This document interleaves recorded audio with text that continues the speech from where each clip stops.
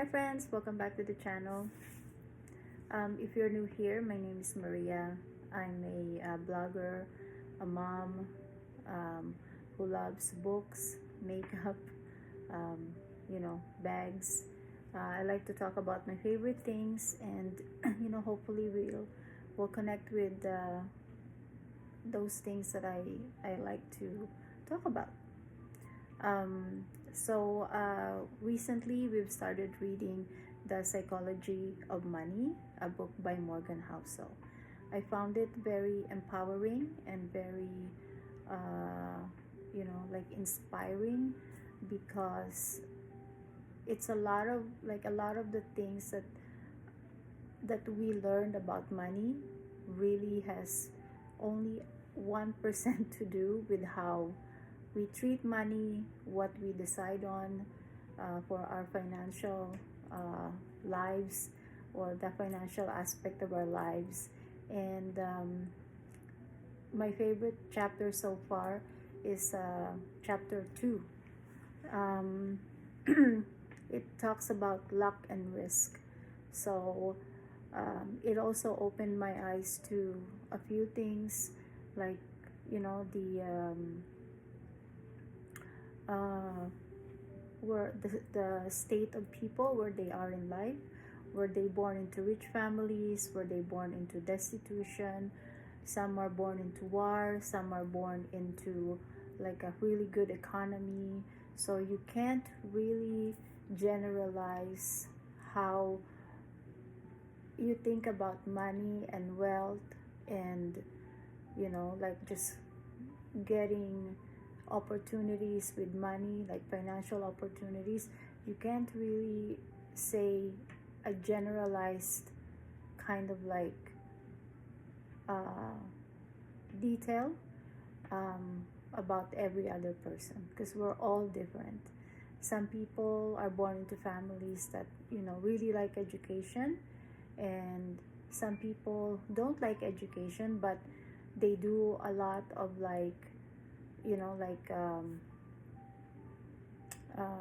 physical stuff to earn money.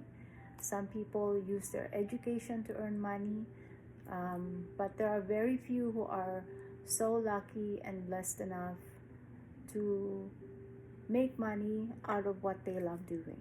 So it's really about working, like it's not just about working hard. Some people can work hard all their lives, but the situation they are in, it's kind of like it they really need to get to the good side of luck, right? So let's start reading on chapter 6. Chapter 6 is titled Tails You Win. You can be wrong half the time and still make a fortune. Brad Pitt said when accepting a Screen Actors Guild Award, "I've been banging away at this thing for 30 years. I think the simple math is some projects work and some don't. There's no reason to belabor either one. Just get on to the next." So Heinz Berggruen fled Nazi Germany in 1936. He settled in America where he studied literature at UC Berkeley. By most accounts, he did not show particular promise in his youth. But by the 1990s, Berggruen was by any measure one of the most successful art dealers of all time. In the year 2000, Berggruen sold part of his massive collection of Picassos, Braques, Klies, and Matisses to the government of Germany for more than 100 million euros. It was such a bargain that the Germans effectively considered it a donation. The private market value of the collection was well over $1 billion. Then, that one person can collect huge quantities of masterpieces is astounding. Art is as subjective as it gets. How could anyone have foreseen early in life what were to become the most sought after works of the century? You could say skill, you could say luck. The investment firm Horizon Research has a third explanation, and it's very relevant to investors. The great investors bought vast quantities of art, the firm writes. A subset of the collections turned out to be great investments, and they were held for a sufficiently long period of time to allow the portfolio return to converge upon the return of the best elements in the portfolio. That's all that happens. The great art dealers operated like index funds. They bought everything they could. They bought it in portfolios, not individual pieces they happened to like. Then they sat and waited for a few winners to emerge. That's all that happens. Perhaps the works 99% of the works someone like Berggruen acquired in his life turned out to be of little value, but that doesn't particularly matter if the 1% turned out to be the work of someone like Picasso. Berggruen could be wrong most of the time and still end up stupendously right. A lot of things in business and investing work this way. Long tails, the farthest ends of a distribution of outcomes, have tremendous influence in finance, where a small number of events can account for the majority of the outcomes. That can be hard to deal with, even if you understand the math. It is not intuitive that an investor can be wrong half the time and still make a fortune. It means we underestimate how normal it is for a lot of things to fail, which causes us to overreact when they do. Steamboat Willie put Walt Disney on the map as an animator. Business success was another story. Disney's first studio went bankrupt. His films were monstrously expensive to produce and finance at outrageous terms. By the mid 1930s, Disney had produced more than 400 cartoons. Most of them were short, most of them were beloved by viewers, and most of them lost a fortune. Snow White and the Seven Dwarfs changed everything. The $8 million it earned in the first 6 months of 1938 was an order of magnitude higher than anything the company earned previously. It transformed Disney Studios. All company debts were paid off, key employees got retention bonuses. The company purchased a new state-of-the-art studio in Burbank, California, where it remains today. An Oscar turned Walt from famous to full-blown celebrity. By 1938, he had produced several hundred hours of film, but in business terms, the 83 minutes of Snow White were all that mattered.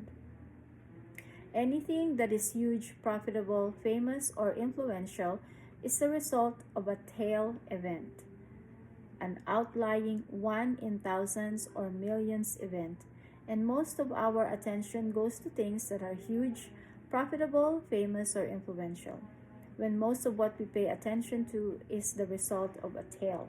It's easy to underestimate how rare and powerful they are. Some tail-driven industries are obvious. Take venture capital.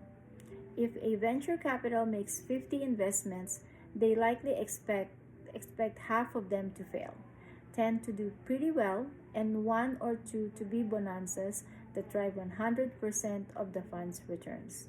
Investment from Correlation Ventures once crunched the numbers. Out of more than 21,000 venture financings from 2004 to 2014, 65% lost money, 2.5% of investments made 10 times to 20 times, 1% made more than 20 times return, 0.5%, about 100 companies out of 21,000 earned 50 times or more. That's where the majority of the industry's returns come from.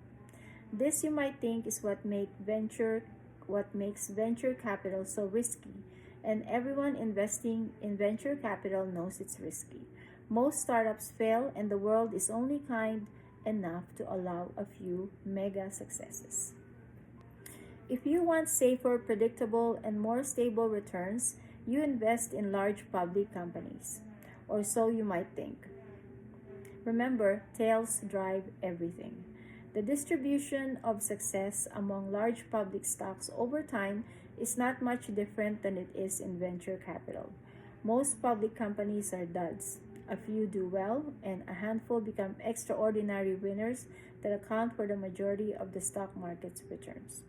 JP Morgan Asset Management once published the distribution of returns for the Russell 3000 Index, a big, broad collection of public companies since 1980.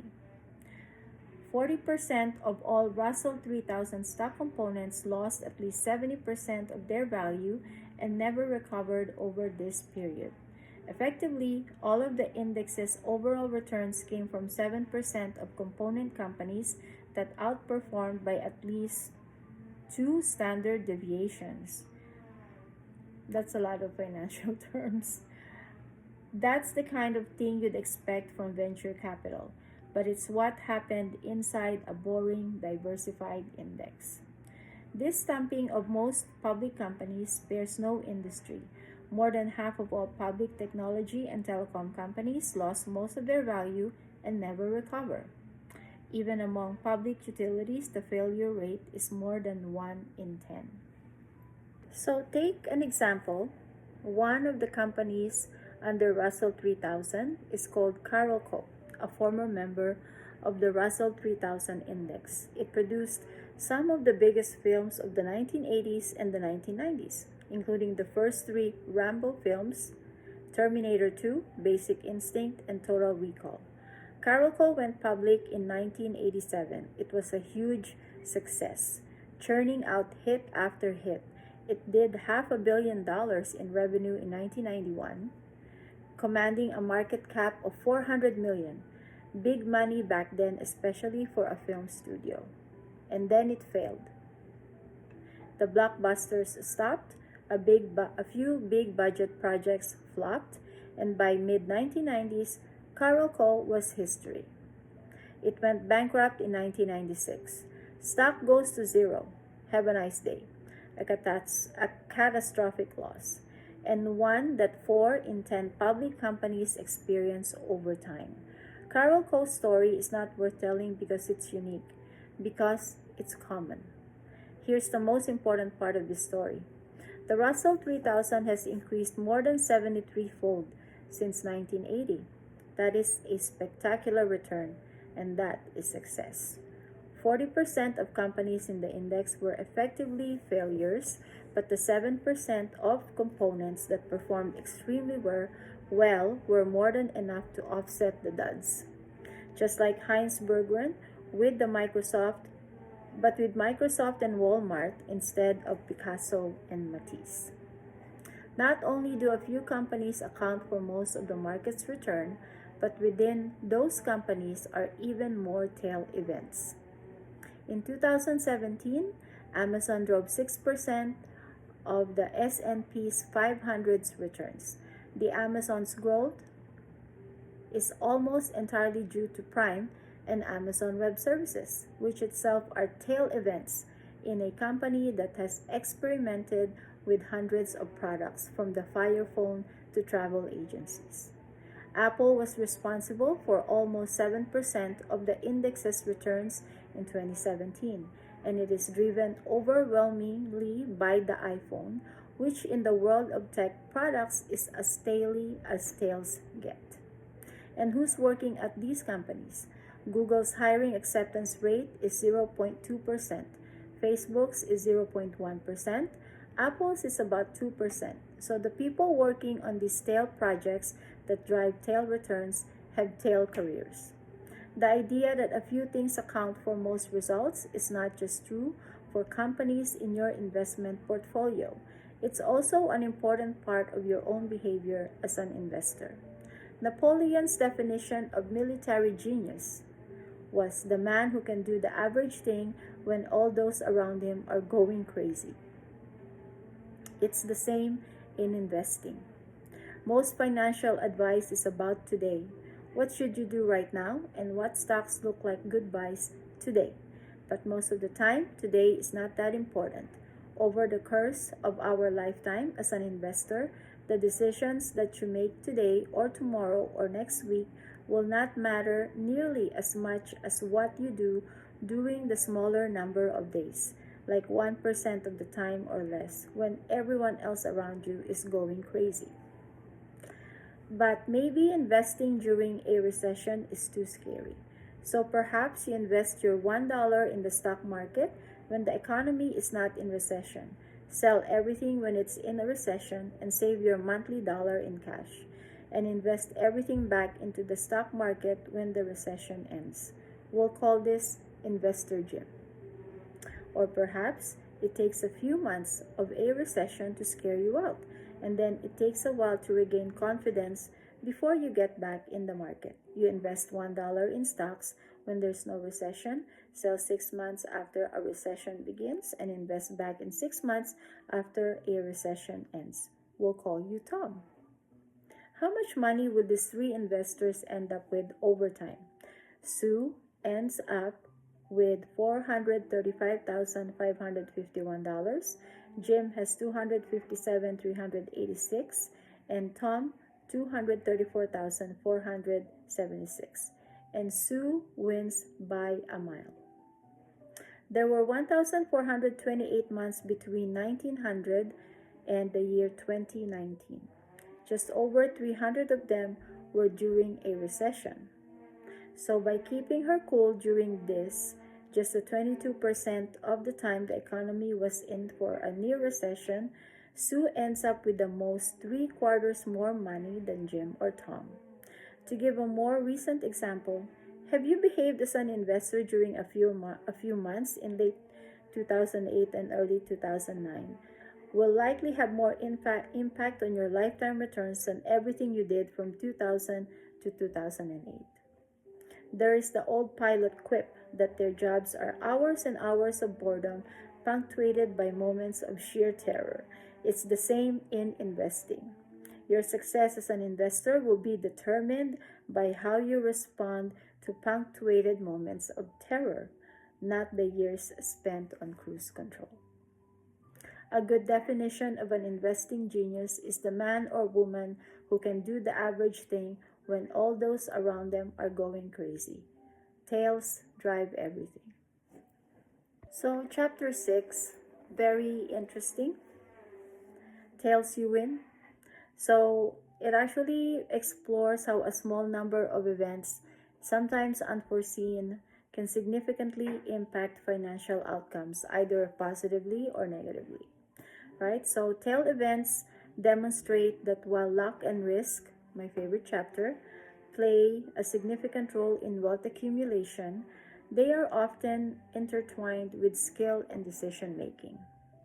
The chapter, I think the chapter emphasizes that focusing on general patterns of success rather than solely on the most spectacular gains can lead to a more sustainable and fulfilling financial life. So, the power of tails, right? Like, it just means that you can be wrong a significant portion of the time and still achieve great wealth as long as you have a few big winners. That's the that's what tails you win means, right? So say even like with a product, talking about Apple, they had the really giant computers. They had the what else do they have? They have a lot of other technologies. Um, they have the iPod. They have the nano iPod. If you guys can remember that, my kids were still small, and it was one of the huge things with Apple. But the tails, the biggest success they've ever had was the iPhone. So when iPhone came out, it just like Apple just sealed their place in future technology. So I think Apple is a really good example that you can have so many failures, you can have so many kind of like so products, but somebody thought about it. Steve Jobs, like instead of dialing the phone, why don't we use like a tap technology? So you know and iPhone has gone down in history as the most, as the one of the best technology in inventions of all time. So I hope you enjoyed this chapter, and we can definitely say that you can't always rely on specific individuals' luck and success. You need to see a general pattern. One of the chapters, Confounding Compounding, talked about Warren Buffett, right? Like being an investor since he was 10. He is the wealthiest investor, but his returns were only 22% year over year. But then there's another investor that is, actually considered the greatest investor. He only started at 50, but he still is not halfway to what Warren Buffett has incurred since investing at age 10. Um, if if this guy, last name is Simmons or Simons, if he invested starting at 10, he would be a quinta, quinta, quintillionaire, right? So, and Warren Buffett, if he started investing at 50, he will only be probably a millionaire, not an 84.5 billion billionaire. So, compounding also is key. And chapter 6 tells you not to go crazy when things go tough, when you're an investor, when you're investing your money. So, reason why I wanted to read this book is I want to do a little bit of like a blog about how the psychology of money affects real estate. Because, like, as you know, I work in real estate, and we want to see, I'm really curious about, sometimes you invest your money in something. We have some condos that they bought for, say, 225,000, and 10 years down the road, the value went down to 180,000. Like, what's the reason why? Sometimes sometimes it's easy to explain. Sometimes, if you've been in real estate for a while, you'll have a simple answer. But I just want to know why.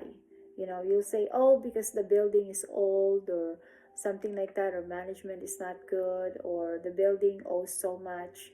Why did the condo fees go up, and stuff like that? But, what makes a property go down in value after purchasing it during a time when the value is high? What affects the, like what affects, or what causes the negative impact on the value of a property? Is it high value because of the community, or because is it due to, like, different lifestyles of people in the community, different cultures? And I know you don't want to hear different cultures because you always want to be, kind of like non-discriminatory, but I am very sure the culture of people living in a community actually affects it. The level of education in a community highly affects how, like, the value of the properties in that community. So that's just my observation. Maybe you already know it, but it's just like a kind of like my own observation working in real estate. I'm not a real estate agent, and the vlog that I'm going to record or create is gonna be just from my point of view. It's not, like an end all or be all kind of knowledge, but of course I'm going to have some facts to support it. So thank you so much for joining me again for a reading for one of the chapters of The Psychology of Money. Please like and subscribe.